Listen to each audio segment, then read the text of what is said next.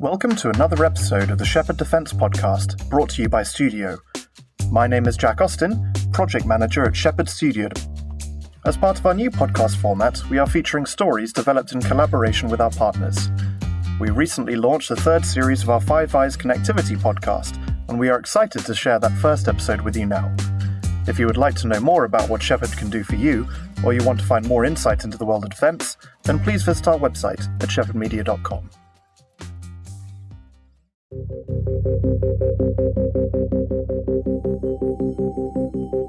I mean, if this all started 70 years ago, why are we still talking about it? And it's fundamentally because the bedrock of Five Eyes are the common democratic values that are held by all five democracies that make up the group. So we shouldn't lose sight of where this started 70 years ago, and we shouldn't lose sight of what keeps us moving together in the same direction, values. It's a trust not just in the present generation of leaders of a country. It's a trust that goes down the generations. It's essentially a trust that your children and your children's children will continue to keep the secrets that are shared between these five countries, and that the interests of those governments and those countries are going to remain aligned over essentially in perpetuity. The Five Eyes partnership is best known as an intelligence sharing arrangement, but it also has a crucial military dimension, binding together five Western militaries and acting as a force enabler for coalition operations. The Five Eyes is a partnership of the US, the UK, Australia, Canada, and New Zealand. The arrangement traces its origins back more than 80 years to the Second World War and the Atlantic Charter. Today, with the rise of China as a global power and an increasingly belligerent Russia flexing its muscles, the Five Eyes partnership is perhaps more relevant than ever.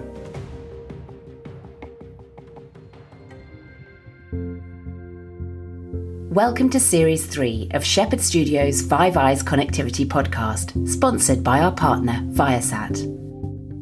In the previous two series, we looked at connectivity issues facing the Five Eyes nations and heard how their militaries are harnessing new technologies. For this series, we'll look at the origins of the Five Eyes arrangement, consider what it means for military interoperability, and hear how the unique partnership can and should evolve for the future. So how important is the Five Eyes? No one knows this better than the very leaders of the member nations. Then let's start with two former Prime Ministers, Canada's Stephen Harper and Australia's John Howard. Both were speaking at a policy exchange event on the Five Eyes in 2018.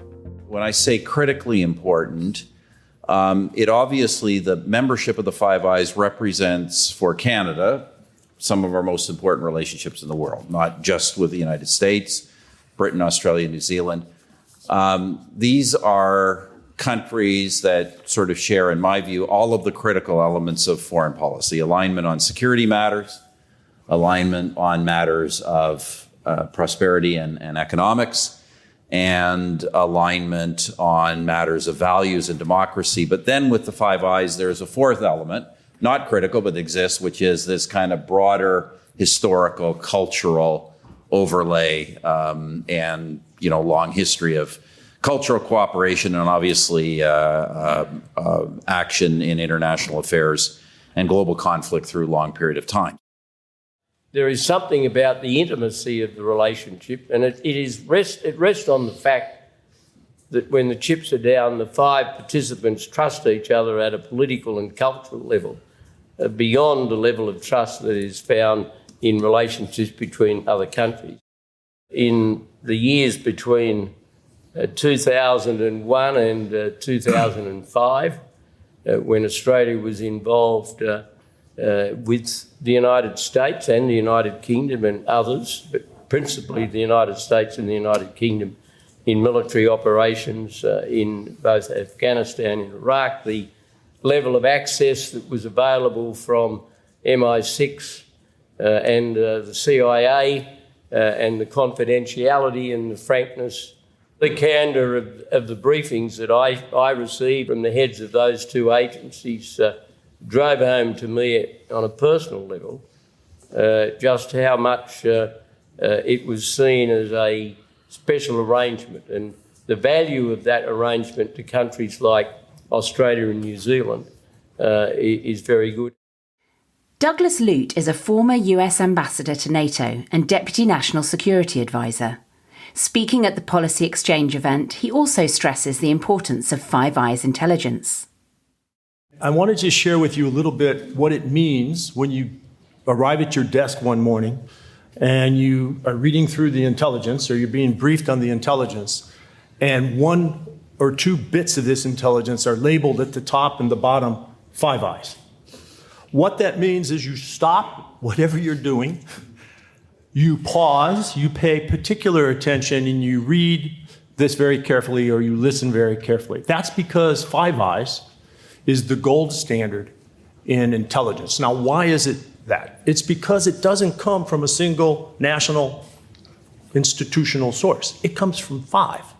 And that intelligence collaboration across these five democracies supercharges that intelligence because it's checked, it's double checked, and so forth. So Five Eyes is the gold standard. Whether you're in the field as a serving United States military officer, whether you're at the Pentagon and the senior staff level, whether you're in the White House Situation Room, or whether you're at NATO headquarters, when you see Five Eyes, you pay attention. This is John McLaughlin, a former acting director of the CIA, speaking at a recent Cypher Brief summit on the Five Eyes. There are relations with intelligence services that are generally friendly, and there are many of those who are outside of the Five Eyes relationship. There are relations with those who are, I would call them neither friend nor foe, and you can imagine who they might be. And then finally, there are relations we have with intelligence services in adversary countries who nonetheless share some range, narrow range of interests with us. And then there is our Five Eyes grouping, which frankly is in a category by itself. But I think at the core of that is trust, trust that is built up over many years of doing together things that are difficult, sometimes dangerous, and vitally important to our mutual security. Where does this trust come from, and why is it crucial for military interoperability? Here, it's helpful to look at the Five Eyes in its historical context. Let's hear from John Parachini, Senior International Defence Researcher at the RAND Corporation, and Jim Rolfe, Senior Fellow at the Centre for Strategic Studies at Victoria University. The original arrangement was between the United States and the United Kingdom during the Second World War, and it was really mainly based on signals, sharing of signals intercepts during the Second World War. It evolved over time to include second parties, which involved Australia, New Zealand, and Canada. And then there's periodic discussion about third parties as well. But really the core are the five, what one might call the Anglo-speaking countries that share common values, have supported one another through a number of international conflicts, and have a similar approach to the business of national defense and intelligence, with an emphasis not only on protecting their nations, but also on providing transparency where possible to feed the demands and interests of the democracies that they are. Go back to 1946 when it was established. Peace had just broken out, and the idea of sharing for the common good maybe had to be reinforced through formal bureaucratic agreement. You can't just do stuff because of the exigencies of a hot war. So bureaucratically, I think they would have felt that they needed some kind of structure, laying out just what it is that we do and we don't do. Of course, while much of the original aims remain essential today, the Five Eyes has significantly evolved over the decades. Let's turn to Dr. William Stoltz, Senior Advisor for Public Policy at the Australian National Security College. It started out in the immediate post-war era, building on the signals intelligence partnerships of the Second World War. And so the original kind of nucleus of the Five Eyes partnership was on signals intelligence. but it's obviously very rapidly moved to encompass other forms of intelligence, so human intelligence and covert action. And then over the years, that's rapidly, included things like financial intelligence, law enforcement activities. And what's been interesting to observe in, I suppose, only just the last couple of years really, is the extent to which Five Eyes is now being leveraged for many other activities outside of the traditional kind of law enforcement and intelligence partnerships. We've seen Five Eyes joint ministerial statements on things like COVID economic recovery, on the issue of the Uyghurs in China. And this is quite an interesting development, I suppose, in the sense that it's coming from, at that ministerial political level, there's this desire to be able to leverage this quite unique and tight partnership of like-minded countries in a new way. So that's been quite fascinating to observe.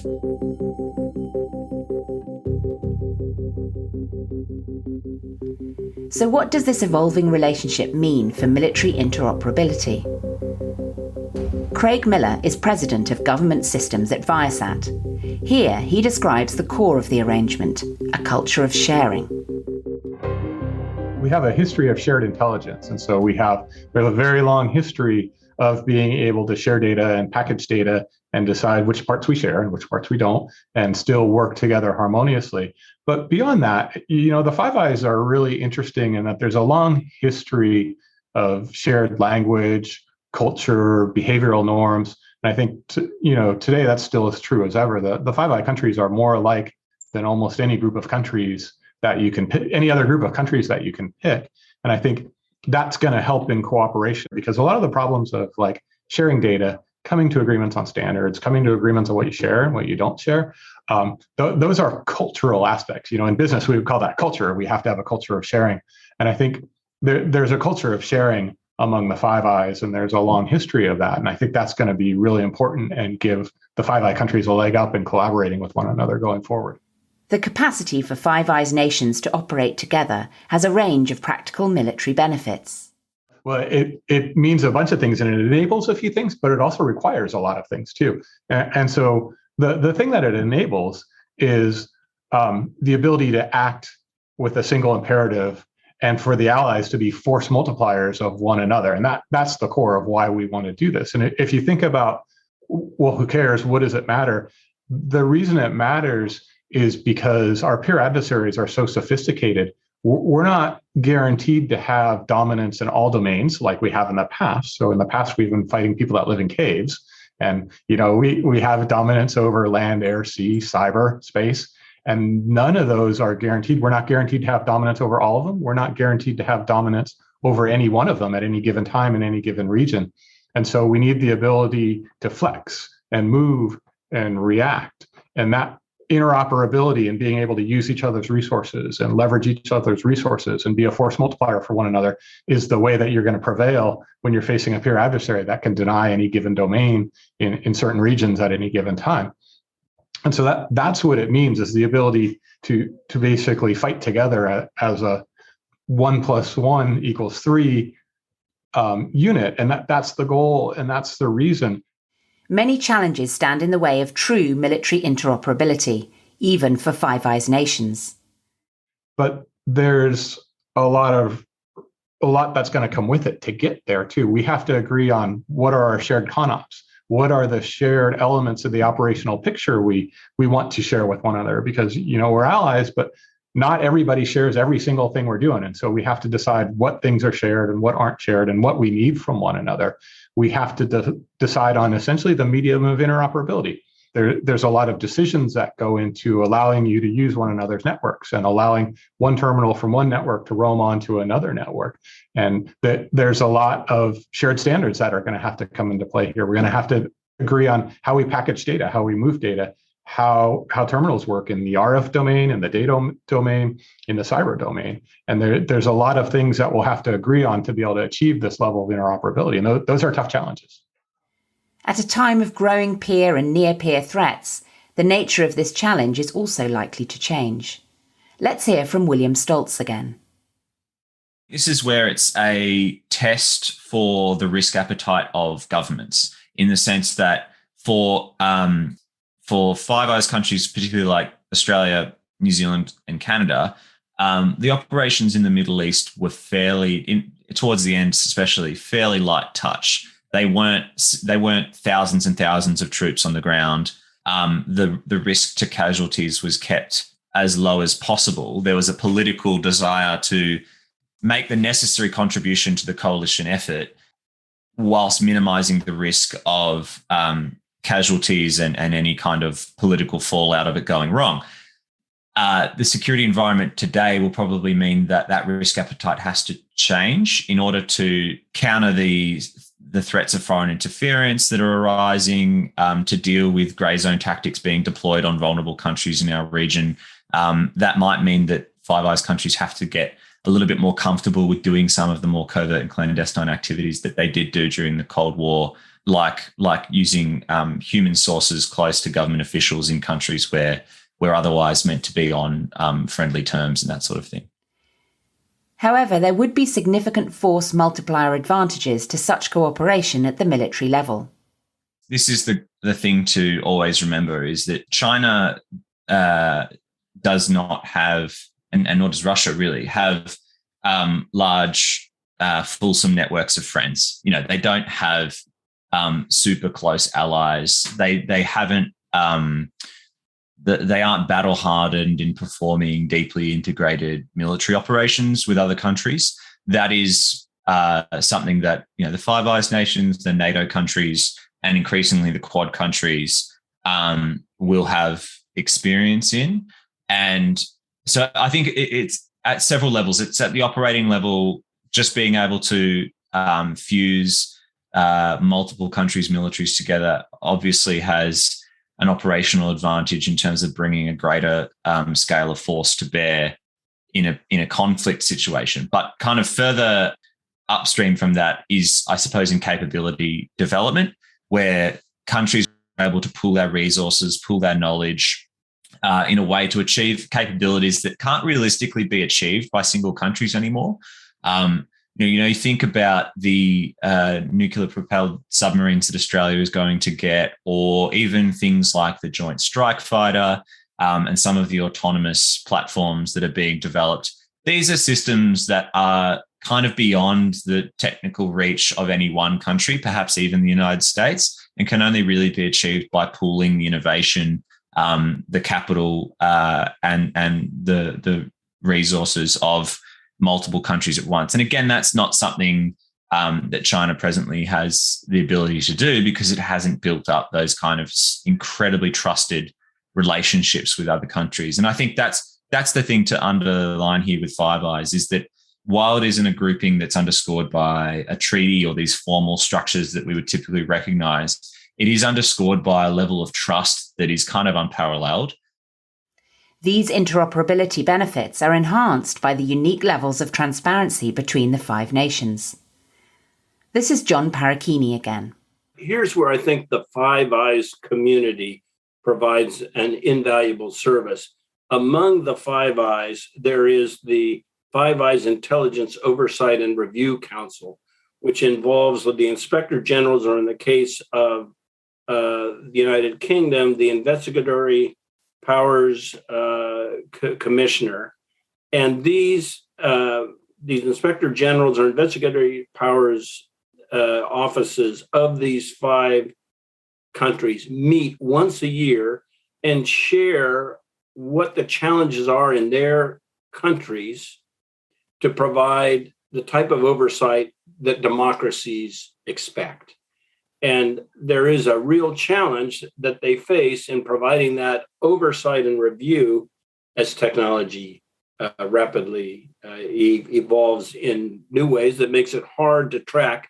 Okay, so how are we really pursuing and obtaining the information that provides insight on adversaries and yet protecting the rights that are constitutionally protected in our five democracies?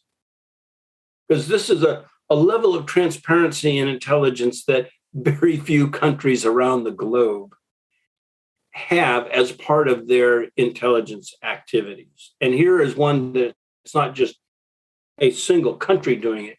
It's 5 countries sharing their experiences, good and bad, that I think inform all of us in a way that helps strengthen the overall approach to the intelligence business of democracies. Of course, the 5 member nations have their own commitments and relationships, some of which feed into the Five Eyes. There have been suggestions that the arrangement could be expanded into a Five Eyes Plus construct, with countries such as Japan mentioned as potential participants. This is Paul Buchanan, Director of 36 Parallel Assessments, a geopolitical and strategic analysis consultancy. Well, the first thing we have to remember is that the Five Eyes Agreement has a number of first-tier partners. That is, countries that, although they aren't members of Five Eyes, are considered allied enough, trustworthy enough to share a lot of the Five Eyes secrets, to include collection. That is, some countries will provide information to the Five Eyes and in return will receive it even though they're not partners. Among those countries are countries like Israel, countries like Singapore, countries like Japan. There's a number of them. And including them in the partnership might get unwieldy, but it really depends on what full inclusion brings to the table. Could such an expansion help the Five Eyes adapt to the rising powers and shifting realities of the modern world? And that's why Japan is mentioned, because there's some belief that Japan offers a tactical window on real-time events in China that is hard to obtain otherwise. And that to bringing the Japanese into the fold will, provide even more economies of scale than they have so far. Because this is the clear thing about Five Eyes. You've got 5 partners all working with the same equipment, generally aligned in terms of their geostrategic interests. Very few other countries have those economies of scale. The machine working, collectively on mutually agreed upon targets. And of course, the main target now is China. So adding into that, it would have to be demonstrably proven that adding a full new partner would enhance capabilities in some way that they can't obtain now. But the discussion is ongoing. Now, the downside is the Chinese in particular will not react well to Japanese inclusion. They might react indifferently if it were Israel or Singapore. But the Japanese, given their history, that is going to cause undoubtedly a diplomatic row of some sort. So the thought or the process of inclusion will have to be filtered by diplomatic considerations of the highest order, because this will annoy the Chinese. Now, they know that they are the main target of Five Eyes, but to have a historical enemy brought into the fray, an enemy that the Five Eyes fought against in World War II, will be considered an affront, a slap in the face of the Chinese leadership. And the question then is, what will they try to do about it? There could be broader challenges to expanding the grouping, tied to its historical context. Here's Jim Rolfe again. In the intelligence world, which is what we're mostly talking about, I suspect, there's the signals intelligence comment, which the NSA and GCHQ and all the agencies in the 5 countries do. Japan has its own signals intelligence agency. So that's equally, there'll be a set of relationships between counterintelligence agencies, the FBI in the US, SIS in New Zealand, and ASIS in Australia, for example. Japan will have a counterintelligence agency of some kind. So setting up those kinds of relationships wouldn't be so difficult, I don't think, in structural terms. But the important point here is the word relationships. The level of trust, especially in the military side, and I understand in the intelligence side, is such that they really are like a handshake clasped together. And that's based on 80 years of doing it. You put an outsider in who comes from a completely different psychological culture or understanding of how the world works, and I think that family relationship is lost, and you head back to some kind of transactional system. At best, you would have something like CETA. You recall up until the 1960s, Southeast Asia Treaty Organization, which included Australia, New Zealand, the UK, the US, France, the Philippines, Thailand, and maybe one or two others. There was a distinct 2 tiers, if not 3 tiers in there. France was never included in the central Australia, New Zealand, US, UK grouping. For that kind of reason, they were outsiders. And I suspect that if you tried to introduce Japan or any other country in, the same kind of thing could happen. The Five Eyes has served as a force enabler in the past, providing practical benefits through a relationship of mutual trust. This is Todd Harrison, Senior Fellow and Director of the Aerospace Security Project and Defence Budget Analysis at the Centre for Strategic and International Studies. By, bringing like-minded nations together around shared objectives and putting them together in these alliances and networks like Five Eyes that are mutually beneficial, it also helps prevent any of those nations from going rogue, right? Because now they're in a situation, if you think of it in game theory in terms of a Nash equilibrium, will any individual member be better off by defecting, by moving out of this alliance or this network? And when you get enough like-minded countries together that have a lot of shared interest, then it quickly becomes so advantageous to be part of the group that no one would be better off by opting out of the group, right? And so that keeps people from going rogue. It keeps them together. And that also can actually prevent potentially negative or destabilizing actions by any of the individual member nations.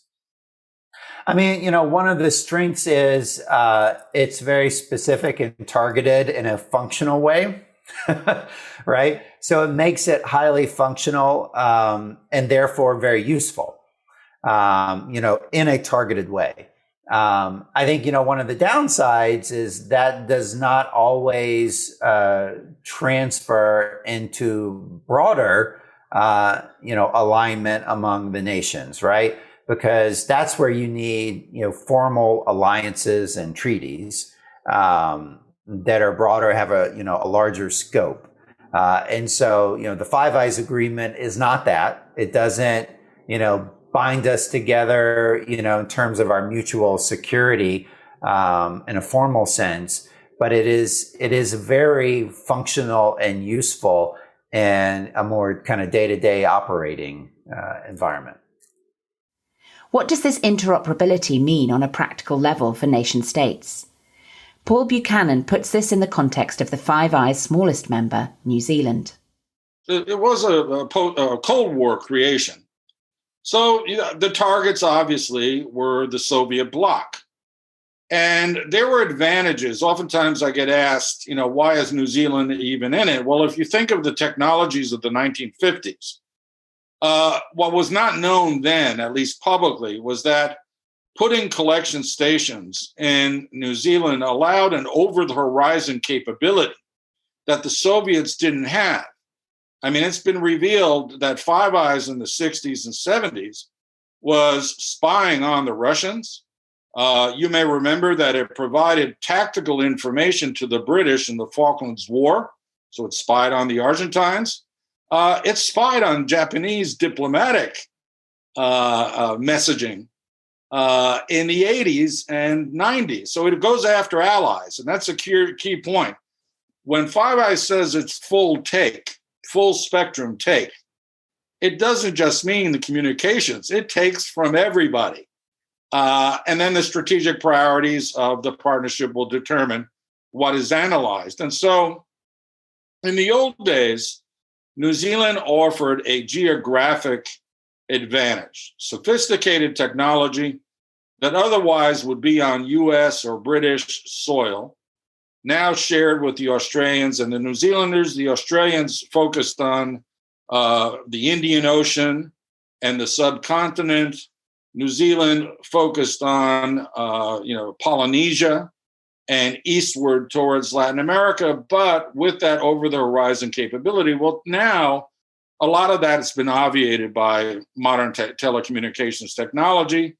And so we're moving into cyber war. But let's remember that when it comes to signals and technical intelligence, the game is still the same. Back in the old days, I always think of World War II, and I think of, the Morse codes, that you had code makers and code breakers. Now we have encryptors and decryptors. And so the game is the same. It's just the methodologies and the technologies have changed. And so geography is not as important to collection, much less analysis, than it was 50 years ago. But it nevertheless remains important because of the economies of scale of having 5 partners work together in unison.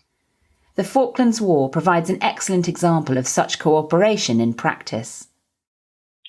Well, we know that it was very surreptitious, but the way the Americans were able to work it, there was full intelligence cooperation across the board. So Five Eyes basically shifted its gaze towards monitoring Argentine military and diplomatic communications. I mean, there's no doubt about that, but that's just not publicly discussed.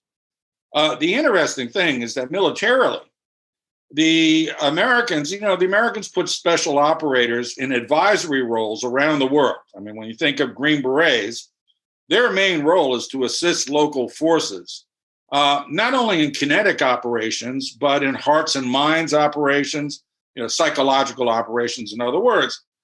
And what we've discovered is that there was some facilitation by U.S. military personnel, again, acting surreptitiously, for the insertion of British SAS into the theater via Chile. The Chileans and Argentines were in a diplomatic quarrel, 2 dictatorships arguing about the Beagle Channel Islands and where their territorial limits were.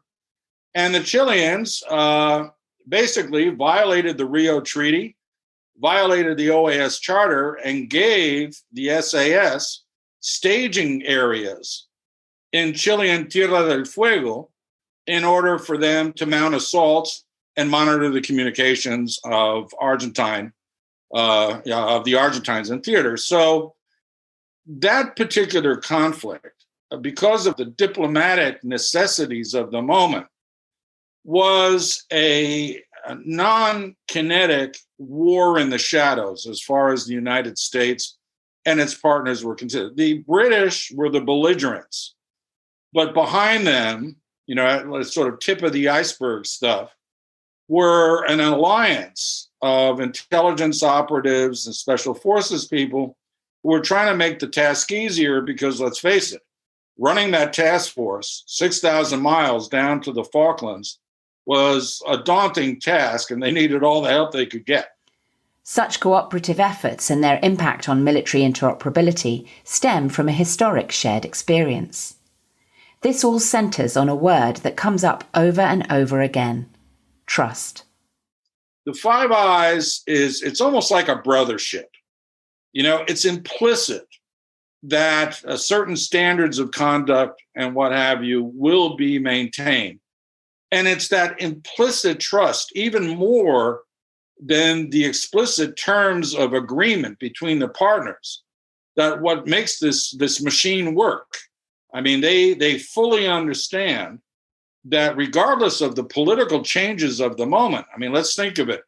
New Zealand went non-nuclear in the 80s, and there was a bit of dip in relations, but not in intelligence sharing.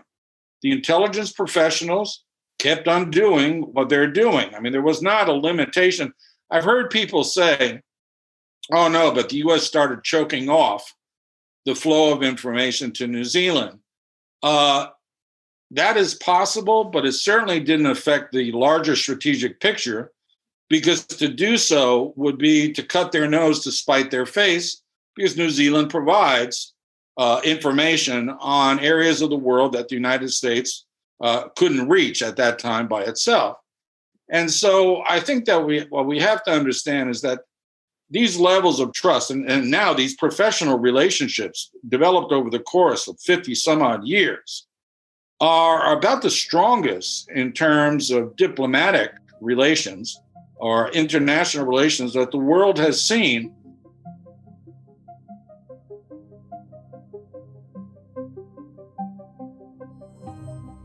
Today, the Five Eyes nations operate in a rapidly evolving technological environment. But how is emerging technology driving the evolution of the partnership?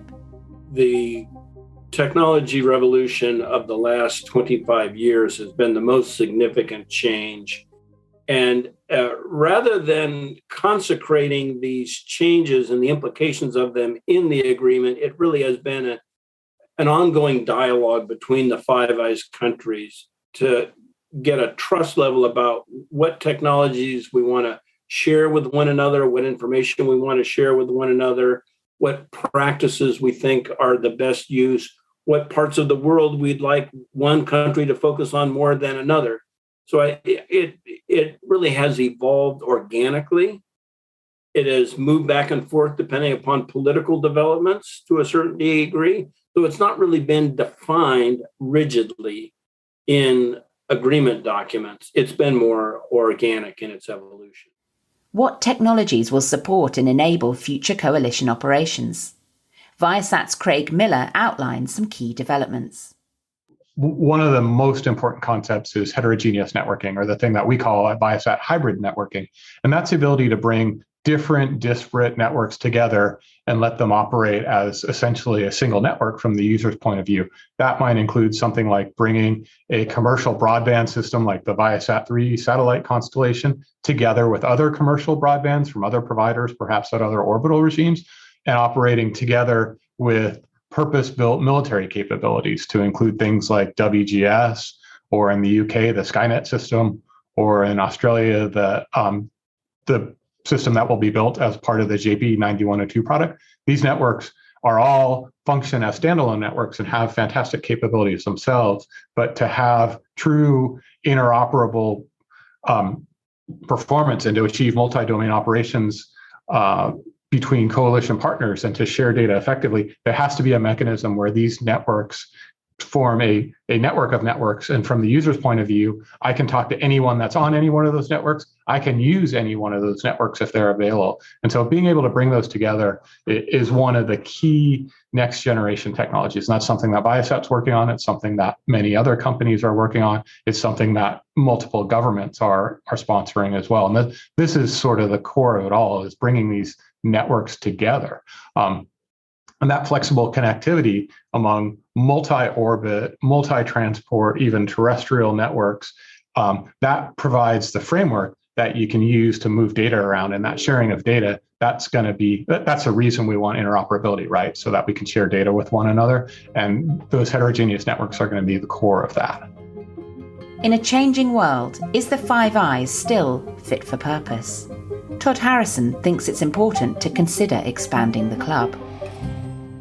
I think the number one thing that could help improve this intelligence sharing arrangement is to bring more eyes into the Five Eyes, and so the traditional members, that still is a very strong alliance network. But given the threats that we're facing, particularly from China, to a lesser extent Russia, there are a lot of other close allies that we need to bring into this kind of arrangement as well. And it would be mutually beneficial, I think, for all of it. So I'm thinking in particular of Japan, thinking of potentially South Korea, and some of our other European allies like Germany. The other big change that I would look at, and this is something that each country needs to do internally, and we've heard some senior U.S. military officers talk about this for many years now, is declassifying some of our information, our intelligence, or reducing the classification level is actually more appropriate. Some things need to stay classified, but they could be at a lower level.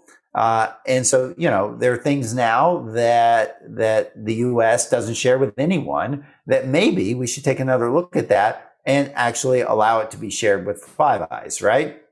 So a reevaluation of the classification levels. And then, quite frankly, there are some things that maybe we come together, as a Five Eyes group and say, look, we're all keeping this stuff secret, but there's no point in keeping it secret, or we would actually be better off disclosing it and maybe agreeing to declassify some things, right? And so some of those discussions have to happen internally within each country, and some of them have to happen as a group. But bigger might not always mean better for the Five Eyes. Jim Rolfe outlines the complexity of relationships even within the intelligence sharing partnership. First of all, there's an underlying assumption that it needs to get bigger or better. I'm not sure that it needs to get bigger. I'm certainly not sure that it needs to get more structured. And it might be that it needs to get smaller. There are 4 distinct groupings. There's the intelligence grouping, the original Five Eyes, and they operate more or less under the radar. And they are operationally together. In other words, one country will collect on behalf of the group in a specific target. So that's an operational arrangement. And I don't know that there's any point arguing that it should be done better or worse, because unless you're part of it, you don't know. Then there's a set of military arrangements, which Australia and New Zealand have been part of since the mid-1960s, but which started in the 1940s with Canada, Britain, and the US. And those also work very well. There's a huge range of working groups. Working groups can be stopped and started as needed. This is because it's an arrangement between agencies, not between countries. So there's no need for formalities. Now, that leaves 2 additional sets of groups. One is the expansion of the officials' meetings into the wider security, national security area. So there are meetings of border control officials, of passport control officials, of attorneys general, of immigration control officials. Those are much more recent, so I doubt that the relationships have been built up in the way that they have been with the military. And also, unlike the military, those groups of meetings don't put liaison officers in each other's countries, as far as I'm aware. Whereas the military, all the militaries have standardization officers in each other's country. While there is room for expansion, it's vital to consider the structural impact. If we wanted to expand the 5-country sets of relationships, we could easily expand the officials' meetings. We could, for example, have meetings of national security advisors. We could, for example, have meetings of health control, public health officials. We could have meetings of biosecurity officials. And I don't think any of those occur at the moment. So it's perfectly possible to expand those meetings, the range of meetings, but I don't think there need to be any more structure around that. That I would just leave it up to the technical people in each country to arrange. It takes us to the 4th group, which is a political grouping. Since about 2009, different ministers have started meeting. Different political appointees or electees have started meeting. And the moment you bring politicians into the process, you have a different dynamic. Politicians want publicity. Politicians want deliverables. Politicians want communiques. Officials, by and large, don't want any of those things and haven't done them. Haven't done them over the 40 plus years that have been going. And politicians bring journalistic and thus public interest. And then you start getting discussion around the detail, and politicians feel the need to take a position. Whereas the point of the 5-country relationship is not to have a position, it's to work together in areas that you can.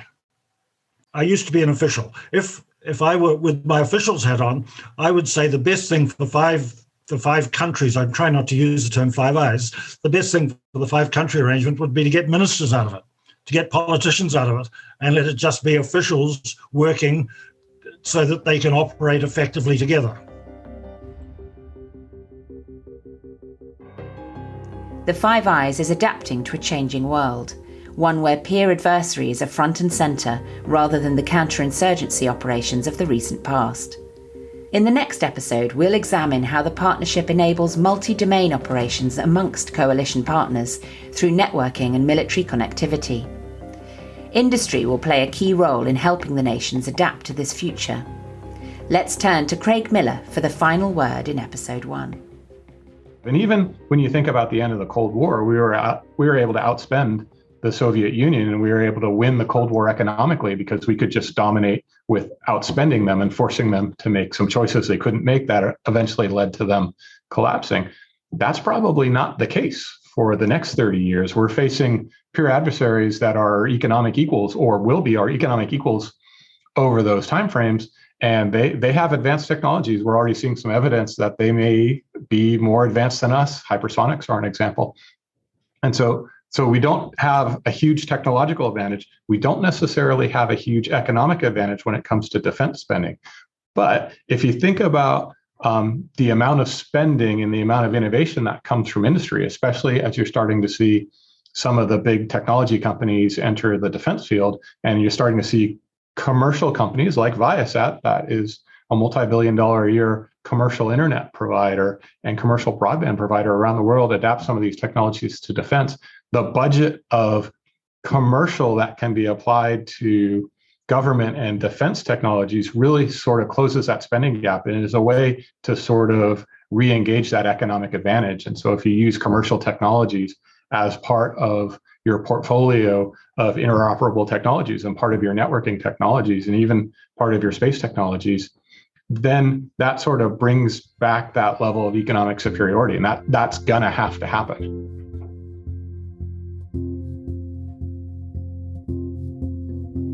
Next time on Five Eyes Connectivity, we hear how the Five Eyes partnership is enabling the military concept of multi-domain operations.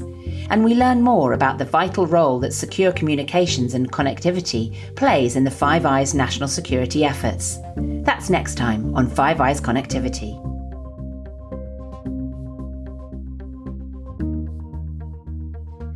The Five Eyes Connectivity podcast was created by Shephard Studio in partnership with our sponsor Viasat. A big thanks for their support. Thanks to everyone who gave their time to support the project.